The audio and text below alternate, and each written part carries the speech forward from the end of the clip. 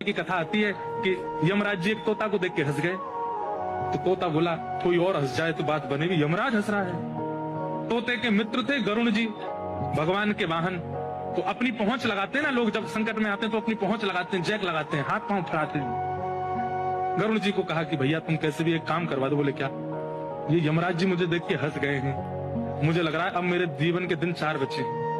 तुम कैसे भी भगवान से कहकर के मेरी जो जीवन अवधि है उसको बढ़वा दो, क्योंकि मुझे पता है कि ये यमराज जी तभी हंसते हैं जब किसी को उठाना होता है। गरुण जी बोले भगवान से बाद में बात करूंगा, पहले तुम मेरे पास आओ, बैठो मेरी कमर पे।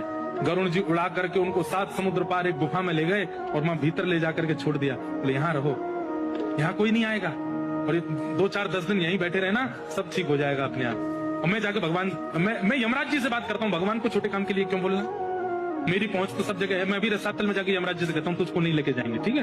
तो बड़ा खुश, बहुत बढ़िया है, मैं यहीं रह लूंगा 4-5 दिन। यमराज जी के पास गए सीधे गरुण जी।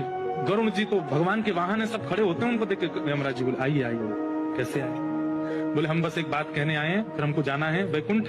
हमारा एक मित्र है तोता, वहां का, उसका ये नाम है। बोले अच्छा, तुम उसको देख के हंस गए थे परसों, क्यों हंसे थे? कोई योजना बन रही हो तो मत बनाना।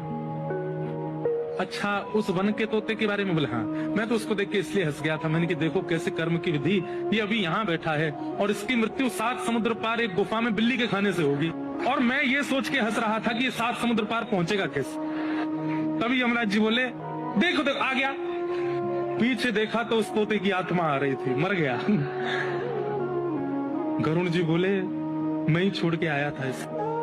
आप कौन से जन्म का अब भोग रहे हो आपको नहीं पता है भैया, वो नहीं टल सकती है।